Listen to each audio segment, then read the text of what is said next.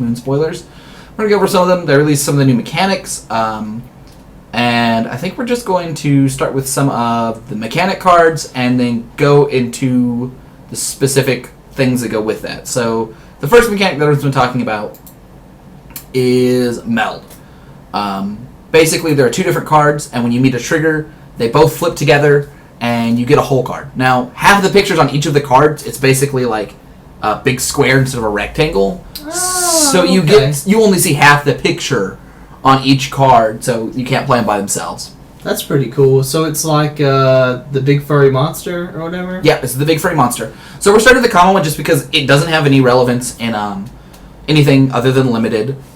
In limited, I do like the design. Right here we have 5 mana 3/3 that grave digs for a small creature, and the other half is a 2/1 for 2. And what they've done is they made a good half, because these are flip cards, the dual face, so everyone knows you've got this. This card's worth playing on its own. Like, it doesn't have to flip to be good. Gravedigger's just a good card in limited. I agree. And then a 2/1 in this set is below par, so no one wants to play this, but you can. Like, it's not embarrassing, but it's not a high pick. So this is the easy half to get, and this is the half you play without either side.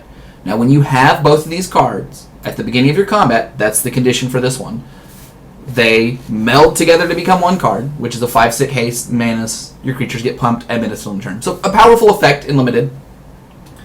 And they stay together. So if I kill it with a removal spell, both of those cards then separate and go to the graveyard. That makes sense. If they are bounced or exiled, like a flicker effect or bounce effect, both of the cards go back to your hands, or both of the cards leave play and then enter play face up on their rats and human side, in which case they can meld again. But if you Oblivion Ring them, they're both gone, and then if you remove the Oblivion Ring, they both come up face up. So there's a little... Or stasis cell in this case. Stasis cell in this one, yeah. They don't transform, they meld, so transform effects won't make them flip. That's important, as will Morph card. So the rules have been hashed out pretty well for that. I think the common one's well designed. We're going to see some mythic and rare ones. They don't have any uncommon ones, and I want to point out that that's a great design, because uncommons don't usually see constructed play, so you have a disappointing meld constructed, and it would be nearly impossible to meet the requirements statistically to get the uncommon meld cards often enough to make it worth your while.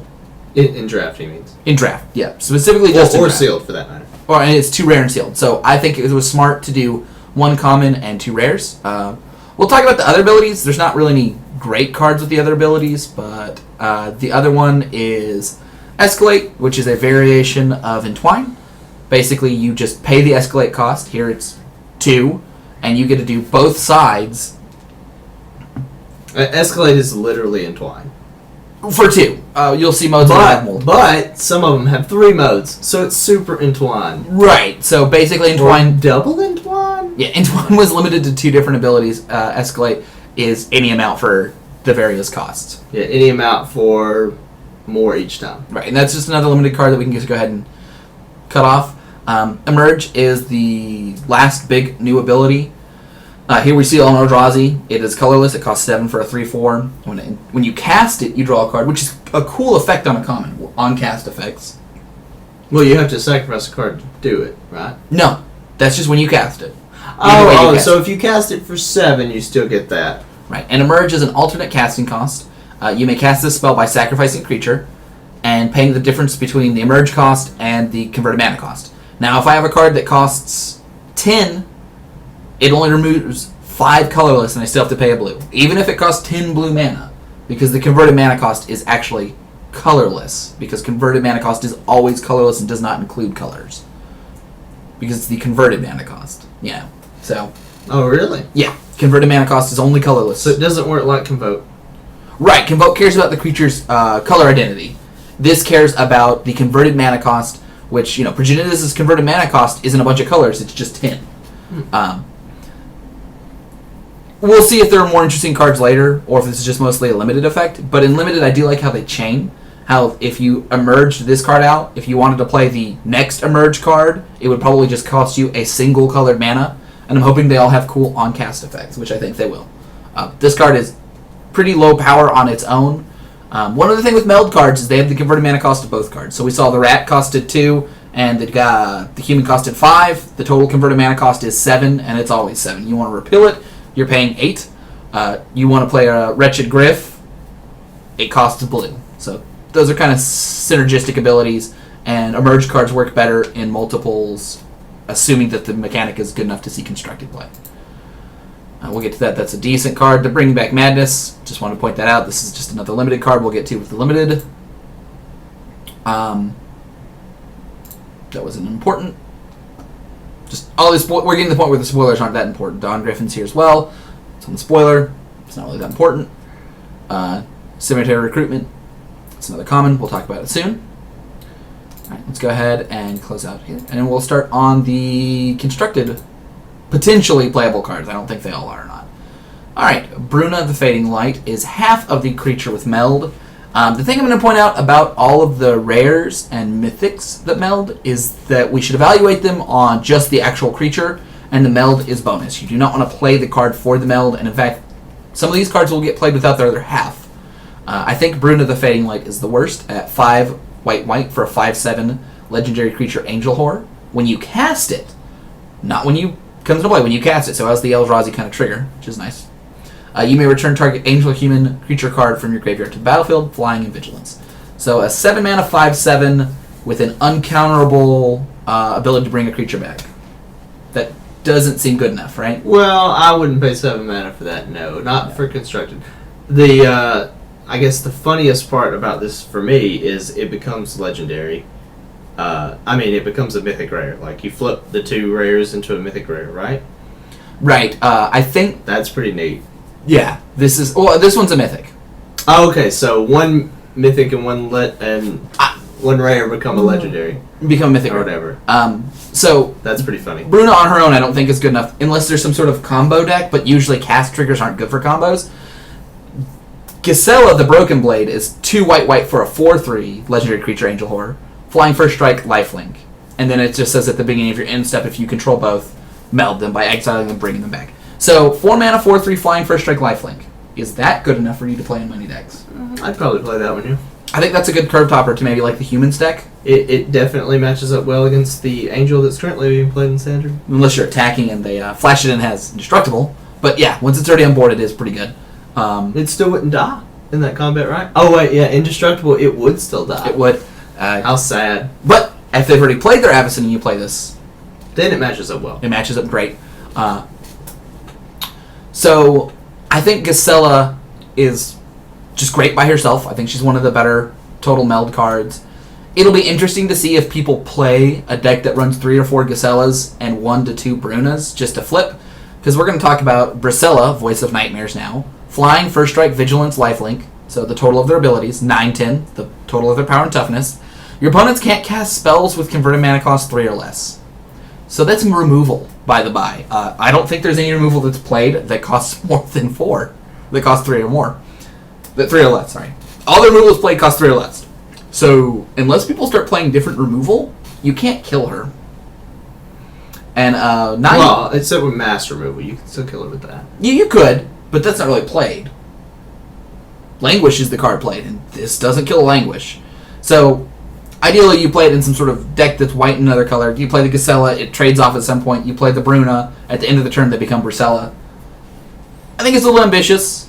I could maybe see it. Let's say that it's realistic to get this 9/10 into play. Like, it's a card that you could do. Do you think that's a powerful enough effect, a powerful enough card, turning off most of your opponent's draw spells and removal to... And creatures, small creatures. Yeah, I mean, the small creatures matter less. Yeah, they don't really matter at all. For that, but like, the turning off the removal is the big draw to this, obviously, right? So in this format that we've created, it's pretty much Eldrazi, this thing, or mass removal that you can play, right? Right, and you got to think all of the commands are turned off by this that are mostly played. Someone's Goblin Dark Dwellers doesn't flash back. The Awaken spells that we usually play, the ones that kill creatures, not able to play. I think there's a 4-mana command that would be worth playing versus this, right? Ojutai's? Ojutai counters it, but you have to counter the creature beforehand. You have to counter one of the other creatures. Yeah, but none of the commonly played removal spells kill this right now. I think that if this becomes popular, people will run some amount of 4-mana removal. It'll be 5-mana removal. The 5-mana rats. The 4-mana rats don't kill this. I mean a piece of spot removal. with There like an aren't upside. any. Are there? There probably are, but they're probably No, not there played. Like, There aren't any. There's just language format. there might be stuff that's not good enough that we just don't think about. It's in the format. If it's not good enough, you still wouldn't play it for this. You would just play the mass removal. Yeah. Oh, the format one you're thinking of might be the one where you choose a creature and then destroy the rest. That's 5. That's 5 mana That's as not well? good enough either because your opponent chooses their creature too. Alright, well, so this might lead to mass removal or it might never get played. Right. I think Gisela will definitely get played. It's just how can you justify finding slots for Bruna in your deck? And Probably not. Well, I mean, There's not really a good way to cheat her into play. well, you don't want to cheat her into play always either. I mean, just casting her gets you a If you card could back. cheat her into play in Legacy, that would be alright. I do not think any of the meld cards are good enough to see Legacy or Modern play. Oh. Just out and out. I don't know that they're good enough to see Standard play, so... This card is good enough to see Standard play. Yeah, that one. That's all it takes. I mean, as a meld combo. I don't think they are. Well, let's go to the next two. We're back and forth. I do think Bruno's the worst. All right. But Bruno's definitely terrible. Hanowar Garrison. So this seems good enough to play. 2 and a red for a 2/3 human soldier. That's obviously below par. But I just want to point out that when we're getting to these cards, you don't have to play them together. Yes, that's decent enough, I think. Right, and I think you're going to play that in most red aggressive deck. Alright, so let's go to the other Oh, sorry. When it attacks, you put 2/1/1 human creatures tokens tapped and on play tapped. So it's like a tiny Hero of Bladehold. It's like a bad tiny Hero of Bladehold, but it's cheaper. Yeah. So some of the chat's pointing out that Bruna is most likely in a control shell, and I agree. If you're playing a deck that plays Gislas early to block and then a Brunel later to do that, yeah, that's where it would most likely be played. Whether there's better options is the real thing it's competing against. Alright, so... Hanowar Battlements. So this is not terrible. It can give your creatures haste. So it taps for a colorless, so it doesn't enter battlefield tapped. Red, tap it, target creature gains haste. I think that land would be good enough to see play as a 1 or 2 of in some decks. So maybe together, they might actually get melded. And then 3 red, if you control and own, you can't do a copy, you can't do a token, you can't do someone else's, you have to control and own both copies of the melder cards for all of them. Exile it, and it becomes Hanwha the Writhing Township, which, like we said before, is a 7/4 trample haste. When it attacks, you put 2 3/2s into the battlefield tapped and attack. So it's a bigger version of the Hanwha Garrison, obviously. It attacks for 13, 7 of which has trample, and it does that mostly out of nowhere. I think it's pretty good. Where I'd like to see this is like a really low to the ground red or red X deck. If you're playing a deck that's maybe red, maybe you're playing like red Eldrazi. The fact this taps for colorless is a good thing there.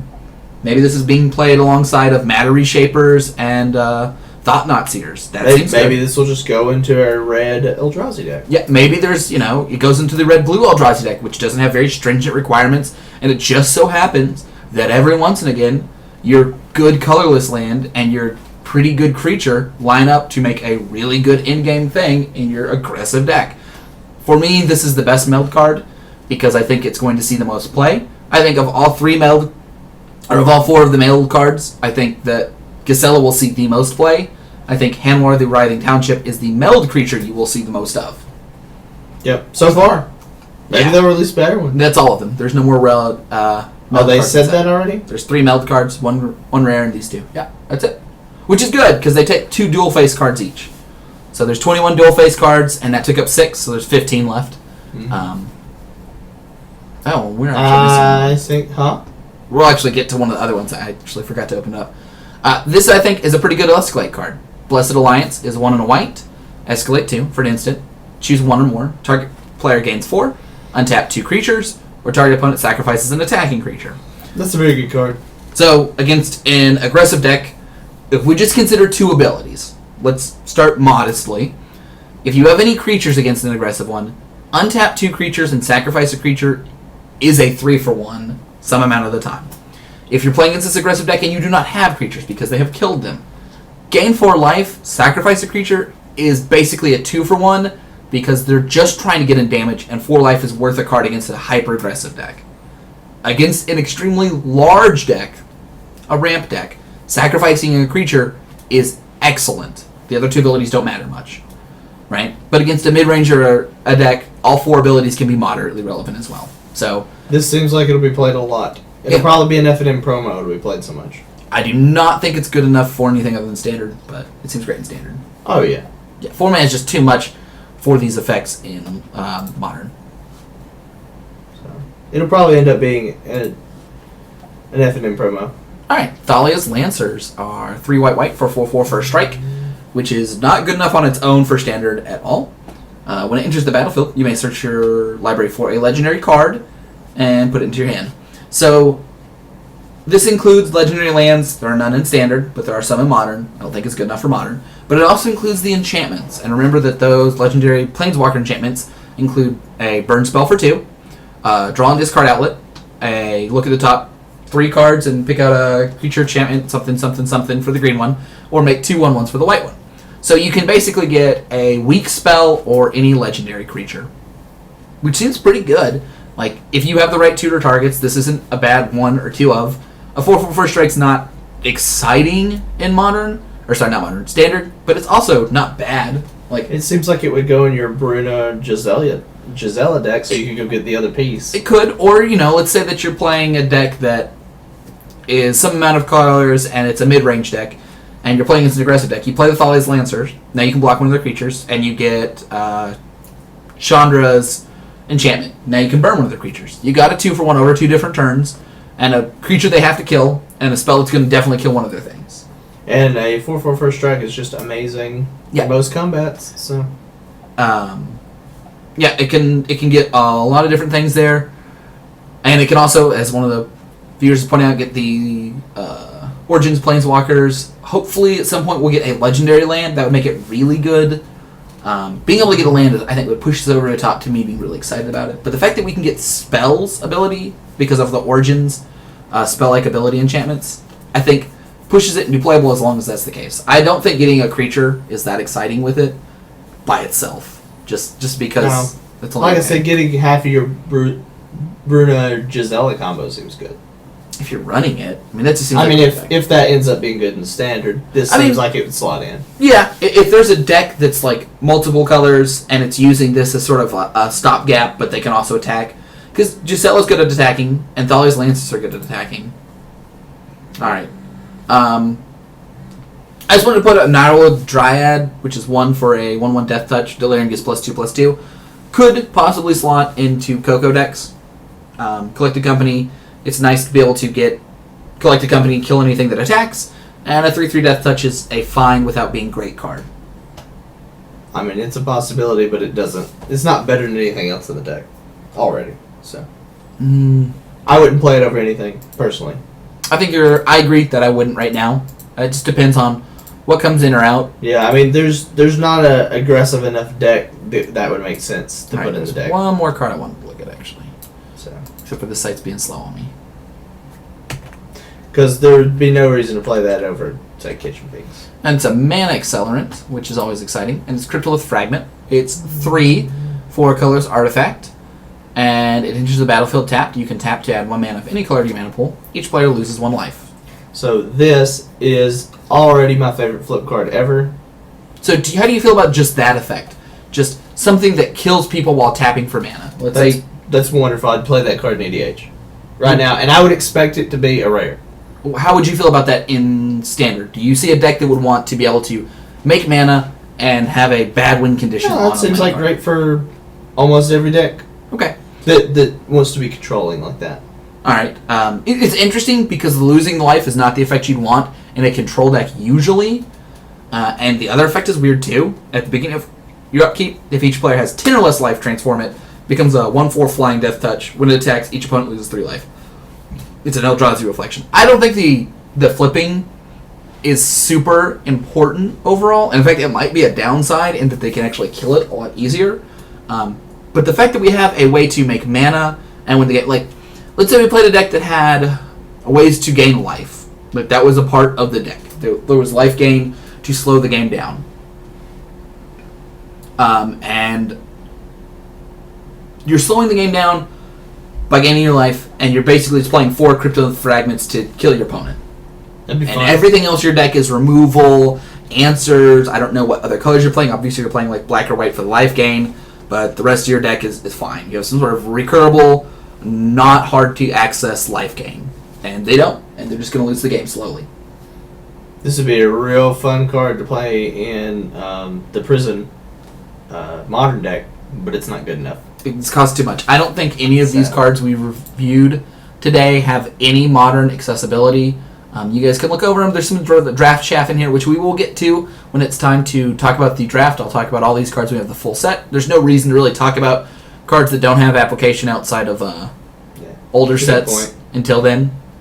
Yep, none of these I don't think will make it to modern. Some people have talked about Coax from the Blind Eternities and Tron, but yeah, I think it's Coax and Emrakul are the only cards that I think have significant chance to see any older format play. I do not think they will, but powerful cards sometimes can. Yeah. All right, guys, that's gonna wrap it up for us. We're gonna stop the stream, but if you guys want to keep chatting, we'll stay on for just a couple more minutes. All right.